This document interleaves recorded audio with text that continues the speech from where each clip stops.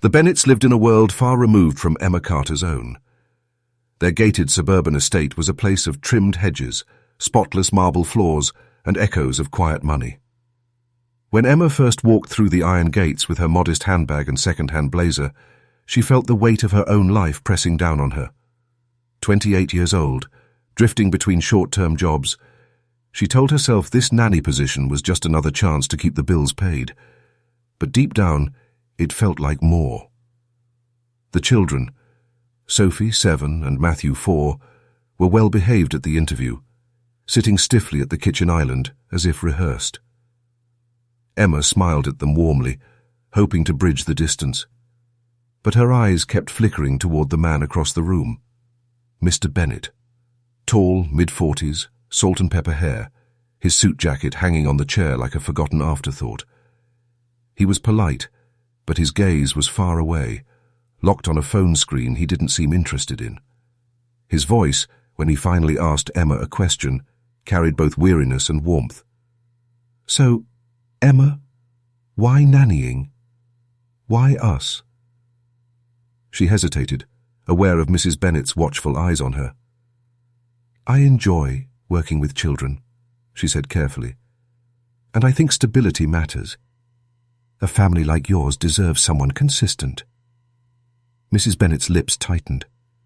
She was beautiful, controlled, with a kind of elegance that made Emma instinctively straighten her posture. Yet her eyes cut sharp as glass, as though she could see straight through Emma's carefully chosen words. "Consistency is one thing," Mrs. Bennett said softly, "but loyalty, that's harder to find." The silence after her statement stretched too long. Emma forced a smile. "I understand." The interview ended with handshakes and stiff politeness.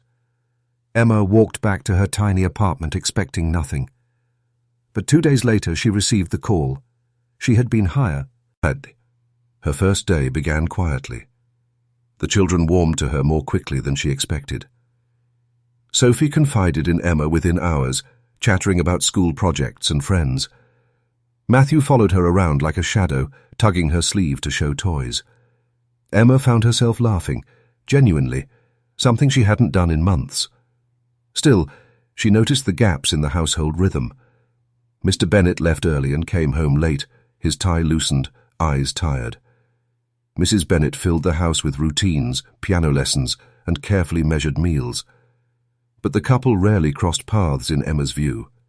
It was as though they lived parallel lives, tethered only by the children. One evening, after tucking Matthew into bed, Emma passed by the study. The door was ajar, light spilling into the hallway. Inside, Mr. Bennett sat with a glass of whiskey, staring at his computer screen. His phone buzzed on the desk, ignored. She lingered only a moment, but he noticed. "Long day?" he asked, voice low. Emma nodded. "They're good kids." A faint smile tugged at his mouth. "They are. They just need attention. More than I can give right now." There was something in the way he said it, a fracture in the polished image.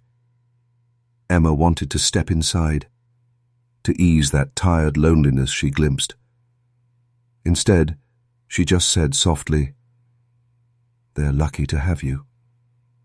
Before he could reply, Mrs. Bennett's voice echoed down the hall. "Emma? Could you join me in the kitchen a moment?" Emma froze, caught between them, then stepped away. In the kitchen, Mrs. Bennett stood rigid, her wineglass untouched. "I hope my husband isn't burdening you with his late-night worries," she said without looking up. Emma blinked. "No, not at all. We were just talking about the children." "Good." Mrs. Bennett's eyes lifted, sharp again. "Because your job is them, nothing else." The message was clear. At night, lying in her small rented room above the garage, Emma replayed the scenes in her head, the warmth in Mr. Bennett's faint smile, the suspicion in his wife's eyes, the sound of Sophie calling her name with trust.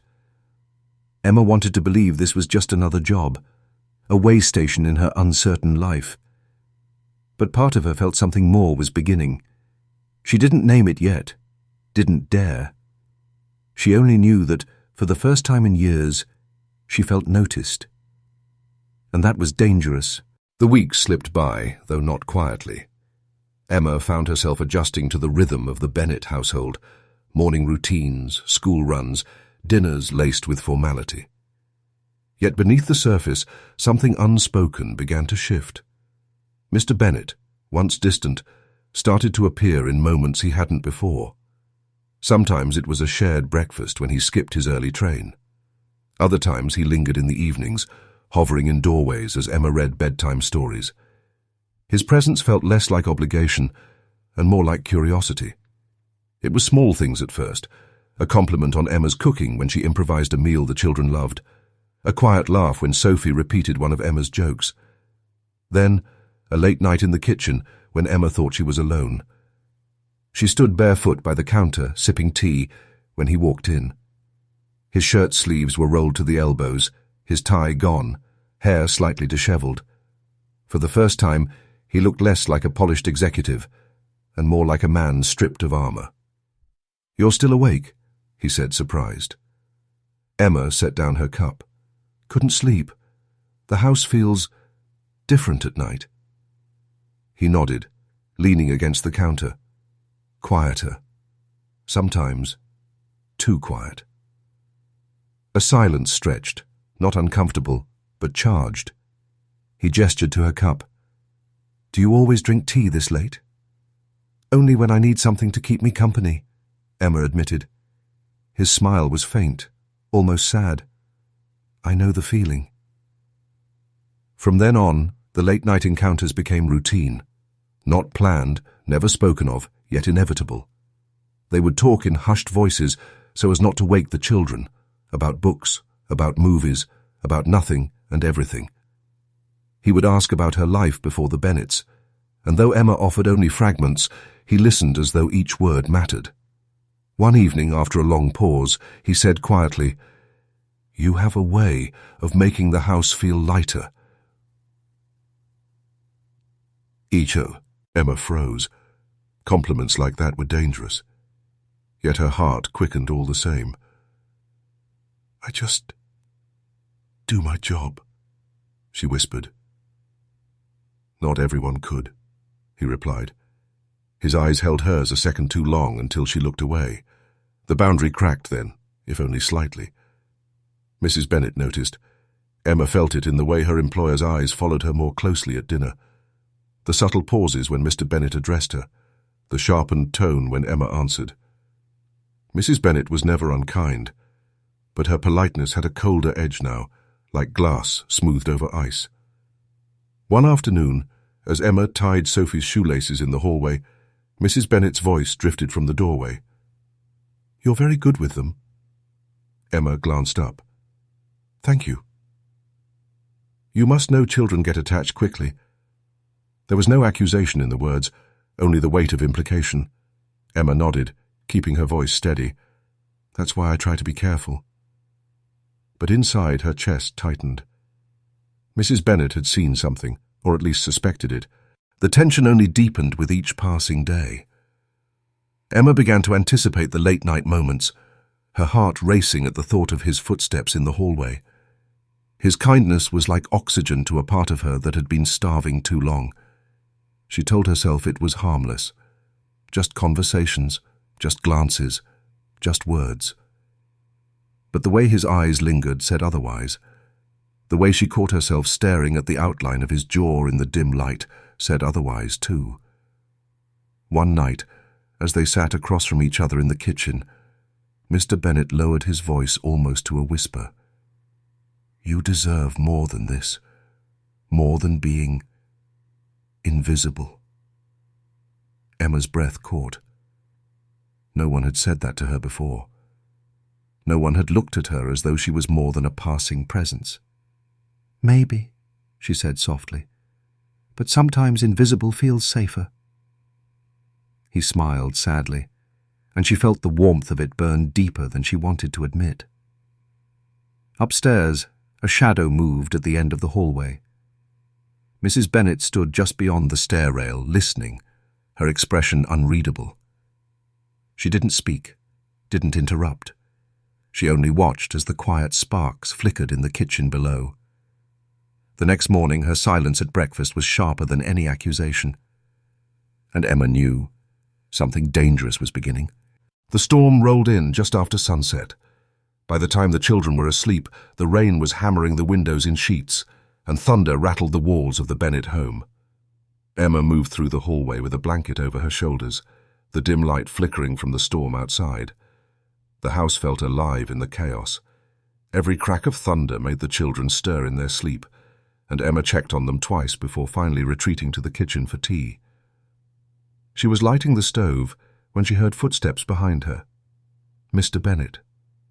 His shirt was damp from running in from the driveway, his hair slicked, his tie stuffed hastily in his pocket. He looked younger somehow, vulnerable in the stormlight.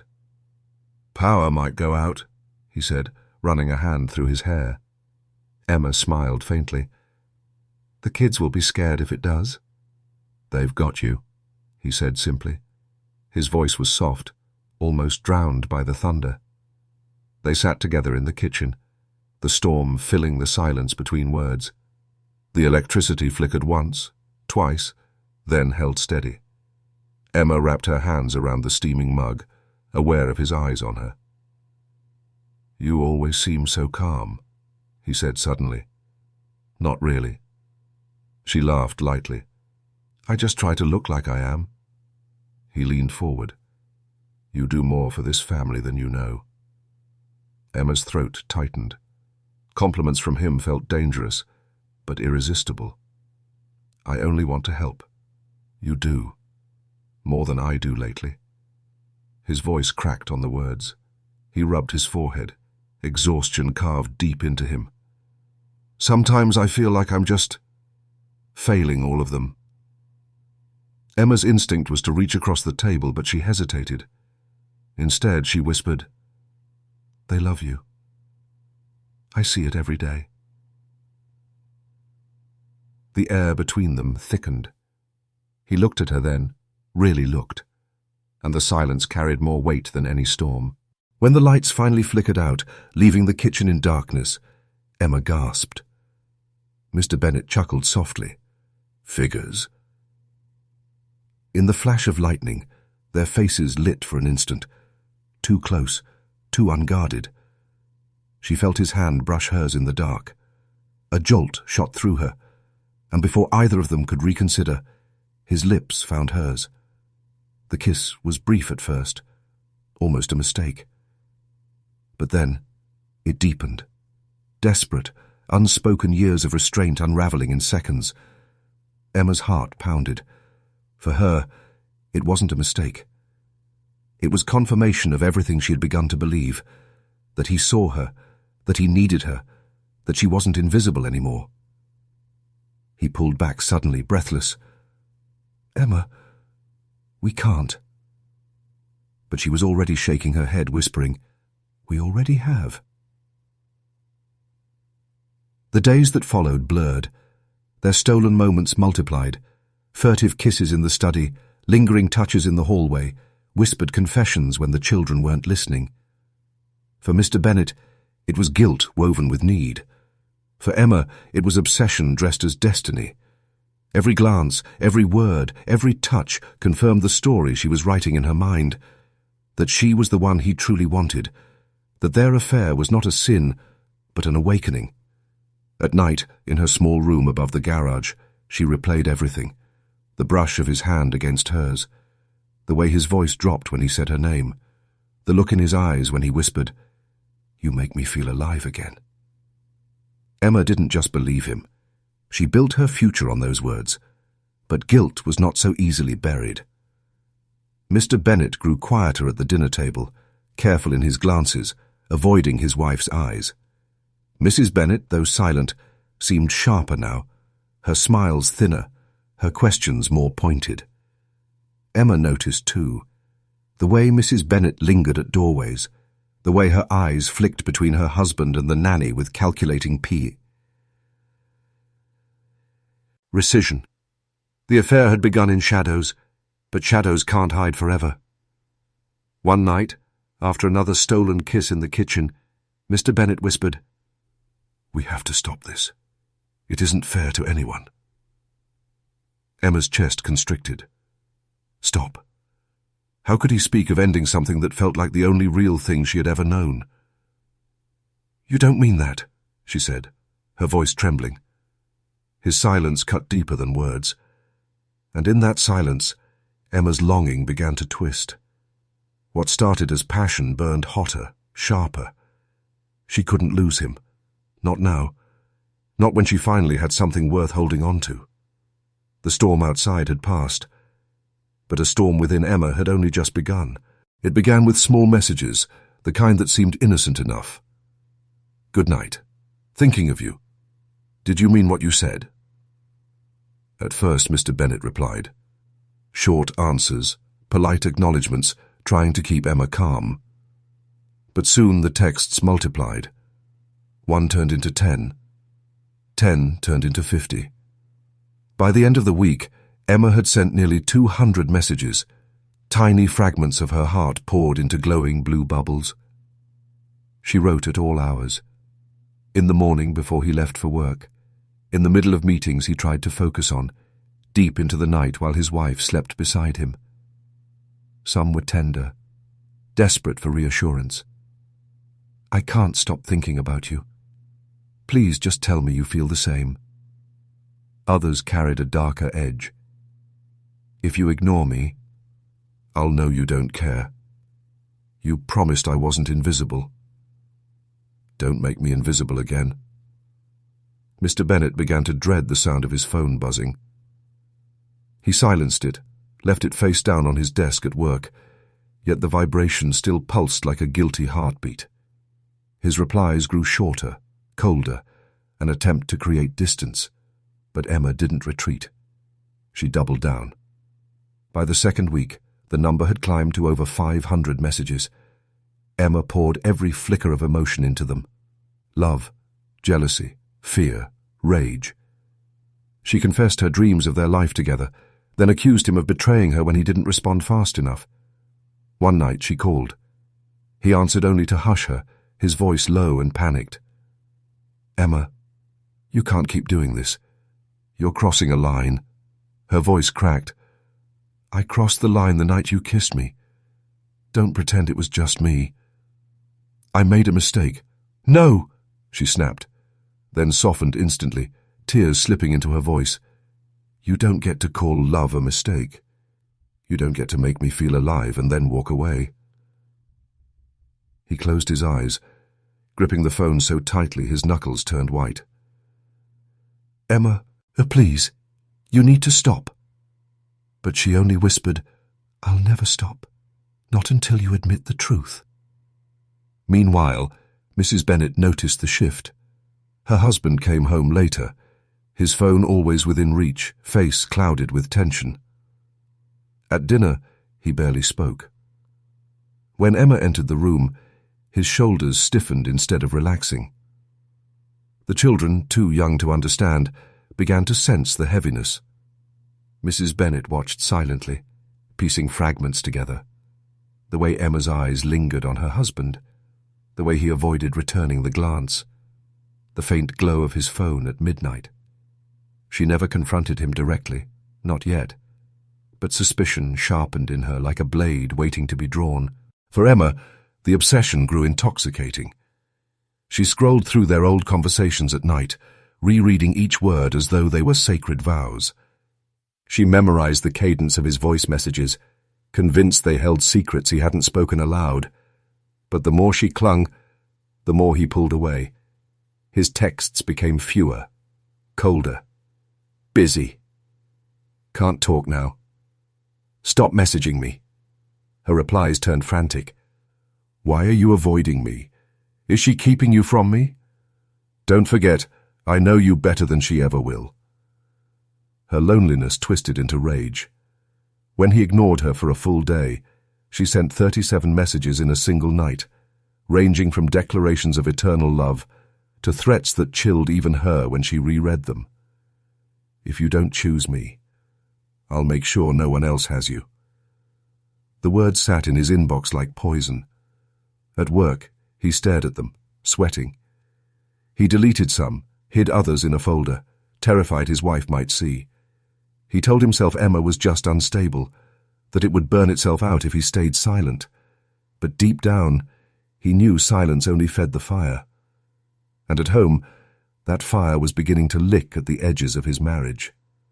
One evening, Mrs. Bennett entered the study without knocking. He nearly dropped his phone, shoving it into his pocket. "You've been distant," she said flatly. "I've been busy." "With what?" Her eyes narrowed. "Work." The lie hung in the air, thin and breakable. She didn't press further, but the look she gave him said she no longer believed a word. Emma, unaware of the storm she was creating, continued to spiral. She believed every message was proof of devotion, that every ignored call was a test she had to fight through. She told herself this was what love required: persistence, sacrifice, risk. But her persistence wasn't love, it was suffocation. By the time the count of messages reached over 1,000, Mr. Bennett no longer saw her as a lover. He saw her as a threat. And Mrs. Bennett, quietly watching from the shadows, was preparing to act. The house no longer felt like a home. Mrs. Bennett could sense it. The shift in her husband's demeanour, the subtle withdrawal, the way his eyes darted away whenever she pressed too deeply into his day. Once upon a time, Richard would come home eager to share stories of work, of plans for their children, of dreams for the future. Now, silence had crept into their evenings, stretching across the dining table like an invisible wall neither dared to acknowledge. Emma's presence only amplified the unease. She moved gracefully through the halls, ever attentive with the children, but there was something too poised about her, too watchful.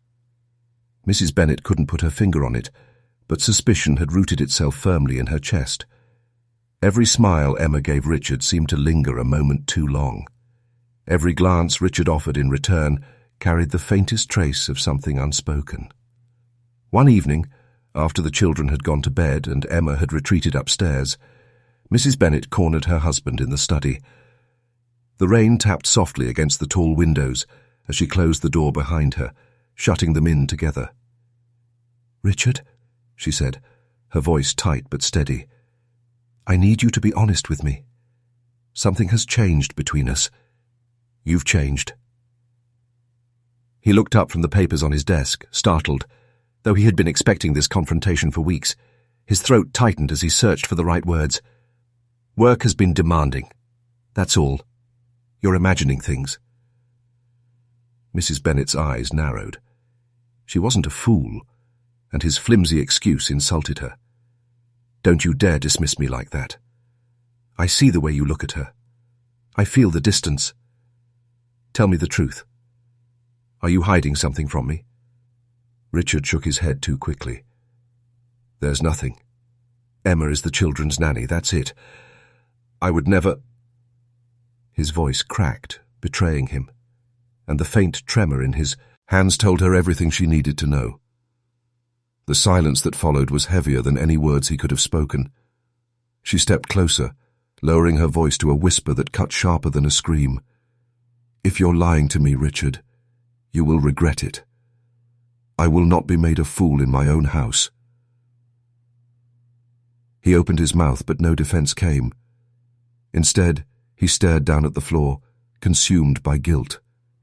He wanted to confess, to unburden himself, yet the thought of destroying his family, and the scandal it would unleash, kept him frozen in cowardice.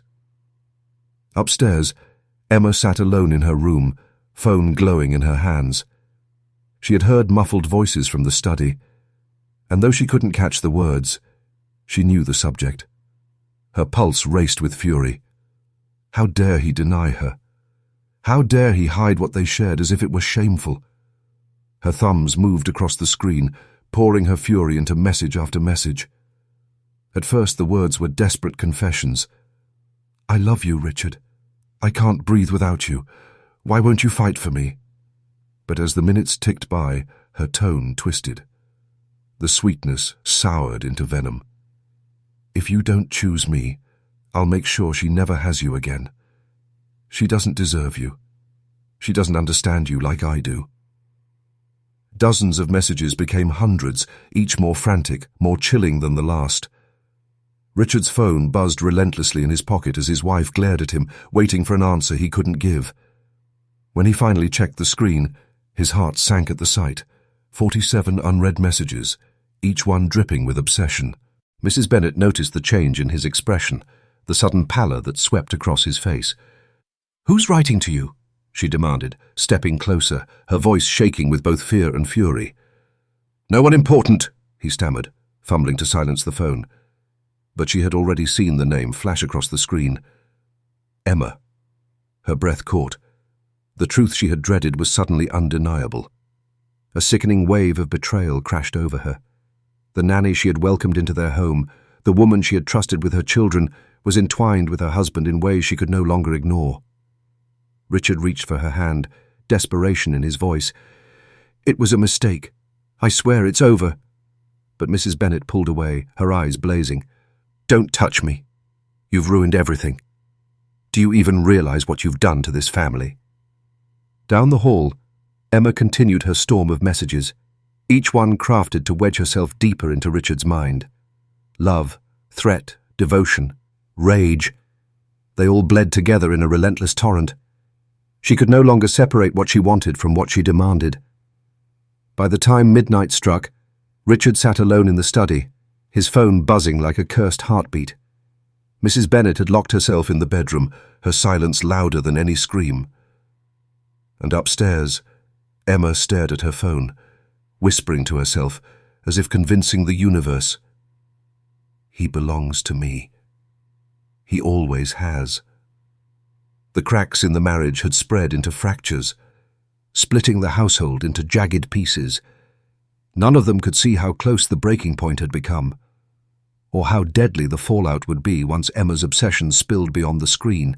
The night after the confrontation left the Bennett house in silence so sharp it felt like glass. Mrs. Bennett had retreated into icy withdrawal, her words replaced by an unyielding coldness. Richard barely slept, pacing the study with his phone buzzing endlessly in his hand. Emma's messages had become more erratic, strings of declarations, sudden bursts of rage, then tearful apologies followed by chilling promises. By morning, Richard had shut the phone off completely, desperate for a moment of peace. But Emma did not believe in silence. Silence to her was rejection, and rejection was war.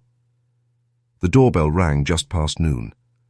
At first the sound seemed ordinary, a polite chime echoing through the grand halls. But when Mrs. Bennett glanced through the window and saw Emma on the porch, hair tangled, eyes red and wild, her stomach sank with dread. Emma clutched her phone in one hand, the other trembling at her side. Rain had soaked her thin jacket, plastering it to her frame, but she seemed oblivious to the cold. She pressed the bell again, more urgently this time, her eyes fixed on the door like a predator waiting for prey. Richard heard it too. His blood drained as he stepped into the foyer. "Don't open it," he muttered. But his wife was already staring him down, her lips pressed into a thin, unforgiving line. "She's here for you, isn't she?" Mrs. Bennett whispered. "Your little secret at the door." Richard swallowed hard, unable to answer. The silence was answer enough. Against every instinct screaming in his head, he opened the door. Emma practically stumbled inside, her voice trembling but loud. "Richard, I had to come. You ignored me, you shut me out. I can't live like this." "Emma, stop," Richard said quickly, glancing toward the stairs where the sound of small feet scurried. The children were peeking down, eyes wide with confusion and fear. "You shouldn't be here. Not like this." Emma's chest rose and fell in frantic waves.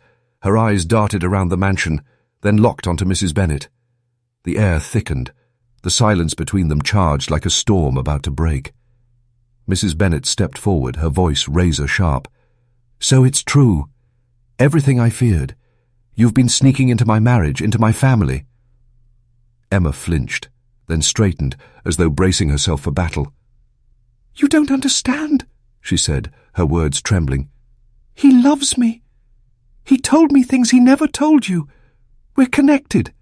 You've never seen him the way I do." Richard's face burned with shame. "Emma, that's enough." But Emma cut him off, her voice rising. "Don't lie to me now. You kissed me. You held me. You said I mattered. Don't pretend I'm nothing in front of her." Her words rang through the mansion, echoing off the walls. The children whimpered from upstairs, retreating into their rooms. Mrs. Bennett's eyes filled with fury, tears threatening but never falling. "You disgusting coward," she hissed at her husband. "And you," she turned to Emma, her voice breaking into venom. "You come into my home, smile at my children, then crawl into my husband's arms like a parasite. You think that's love? It's filth." Emma's hands shook violently. She took a step closer to Richard, as though seeking his protection. "Tell her, Richard. Tell her you love me." He froze, his mouth dry, words trapped in his throat. Every possible answer would shatter someone. "Tell her!" Emma screamed, her voice cracking, raw with desperation. Richard stammered, but Mrs. Bennett's sharp cry cut through him. "Don't you dare!" she snapped. Her face was pale, her body trembling, but her eyes burned with unrelenting fire. The three of them stood locked in a triangle of rage, betrayal, and obsession. The house itself seemed to hold its breath, waiting for the explosion. And then it came. Emma lunged forward, her phone clattering to the floor as she grabbed Richard's arm with desperate strength. "You're mine, Richard. You said I was yours. Don't leave me for her. Don't leave me alone." Richard pulled free, but his voice faltered under the weight of her hysteria. "Emma, stop this. You need help. This isn't love, it's madness." Her face twisted, pain and rage colliding into something terrifying. "Madness," she whispered. "No, Richard. Madness is letting her keep you when she doesn't deserve you. Madness is living in the shadows while you pretend this is nothing." Mrs. Bennett stepped forward, her voice sharp as glass. "Get out of my house. Now." Emma turned to her slowly, her lips curling into something between a sneer and a sob. "You think you can erase me? You think you can push me aside like I don't exist? You'll see. You'll both see." Her words hung in the air, poisonous and heavy. For a long, suffocating moment, no one moved. Then Emma snatched her phone from the floor, her hands trembling so violently she nearly dropped it again. Without another word, she stormed out, slamming the door so hard the walls shook. Silence fell, but it was the kind of silence that screamed. The children's sobs could be faintly heard from upstairs, muffled by closed doors. Richard collapsed against the wall, his face pale, sweat beading his forehead. Mrs. Bennett stood frozen, her chest rising and falling, her eyes fixed on the door, as though Emma might burst back in at any moment. Her hands clenched into fists at her sides, the betrayal still burning, but now joined by something sharper. Fear. Because in Emma's final words there had been more than heartbreak. There had been a promise. And deep down all three of them knew. The breaking point had passed.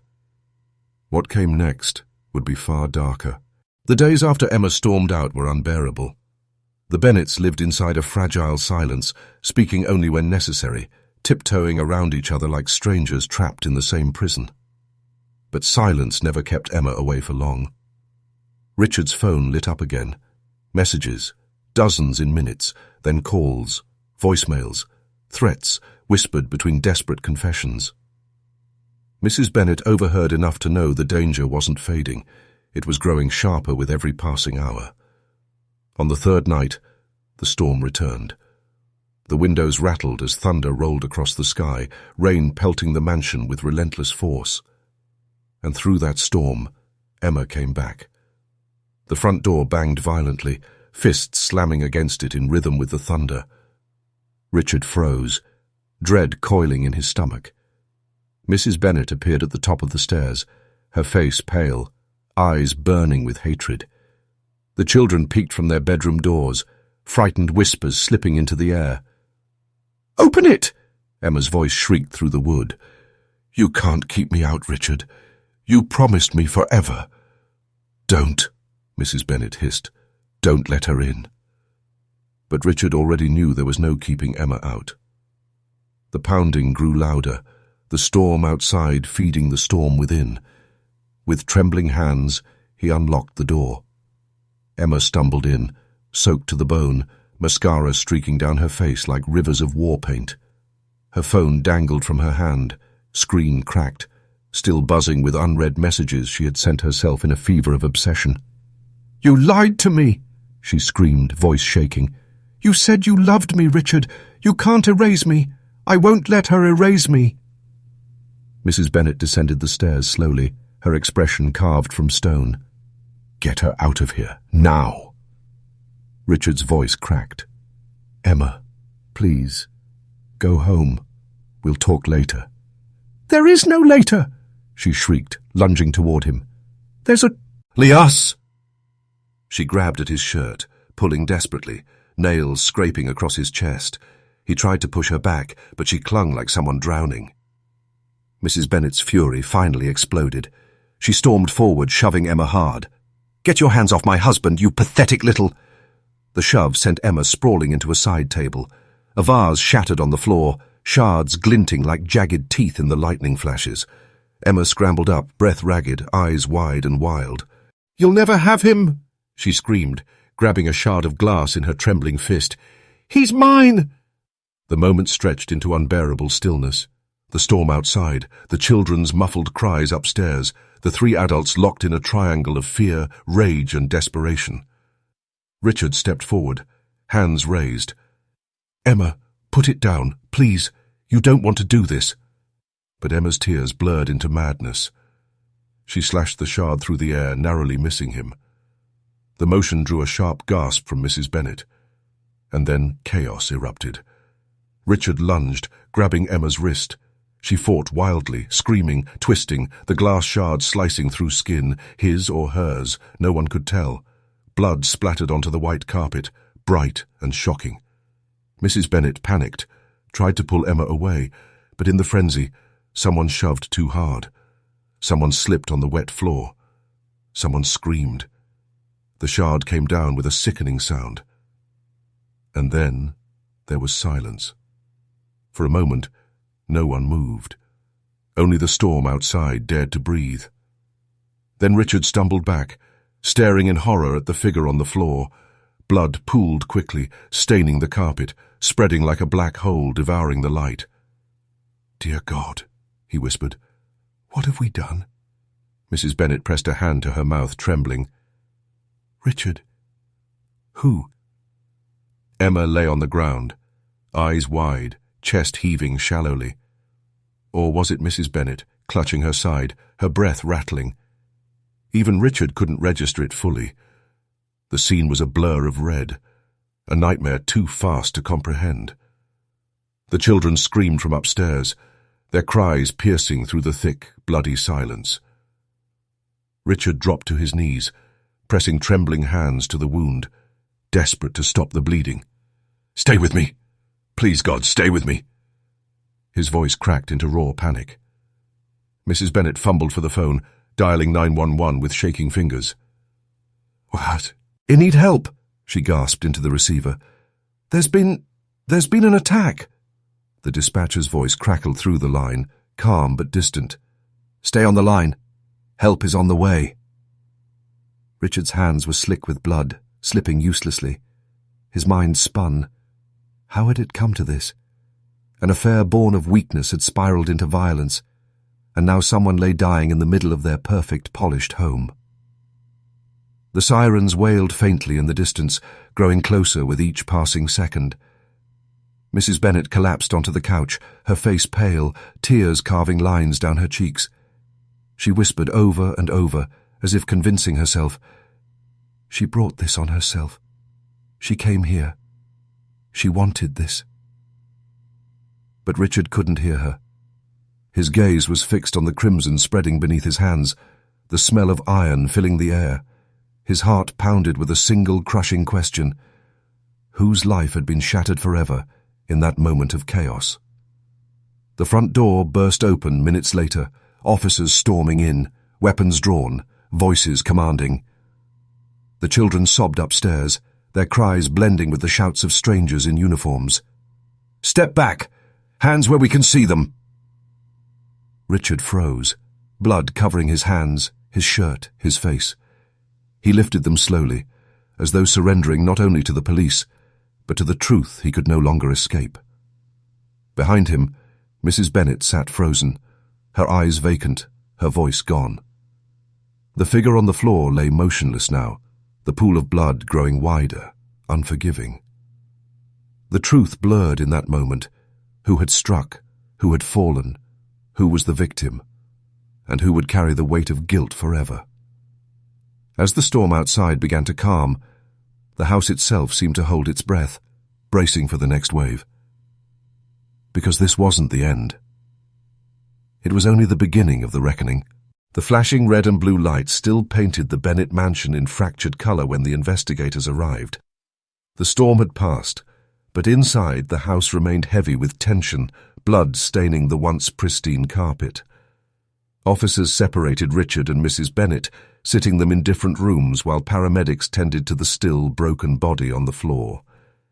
Detectives moved quickly, gathering phones, laptops, and any trace of communication. Richard's phone, sticky with blood and buzzing endlessly on the desk, became the first piece of evidence. It didn't take long before Emma's world of obsession spilled out. Her text messages numbered in the thousands, stretching back weeks, each one a thread woven into a tapestry of desperation. At first, the detectives found sweetness, late-night confessions, declarations of love, promises of devotion. But as they scrolled further, the tone twisted. "I can't live without you. I won't let her steal you away. If you ignore me again, I'll make sure she regrets it. You belong to me, Richard. Forever. Don't forget that." The messages blurred between romance and menace, devotion and destruction. Every hour of the day she had written to him, dozens, sometimes hundreds of times, until her words became a suffocating echo he could never escape. One detective leaned back in his chair, exhaling sharply. "This isn't affection," he muttered. "This is obsession turned dangerous." Another investigator scrolled further, his face tightening at the sight of darker entries. Fantasies of running away together. Ultimatums written in capital letters. And then, the chilling promises. "If you don't choose me, she'll never have you again. Better one of us dies than you leave me. I'll come tonight. You'll see. No one can stop me." Each message was like a nail driven deeper into the coffin of her defense. The detectives printed pages. Of them, stacks of text threads laid out on the long wooden table under the harsh glow of fluorescent lights. Together, they formed a narrative stronger than any testimony. Emma had not been a victim of a heated moment. She had been building toward this explosion for weeks, maybe months. As the evidence mounted, the media got hold of the story. Within hours, the scandal broke. The Nanny affair murder, obsession, betrayal, and blood.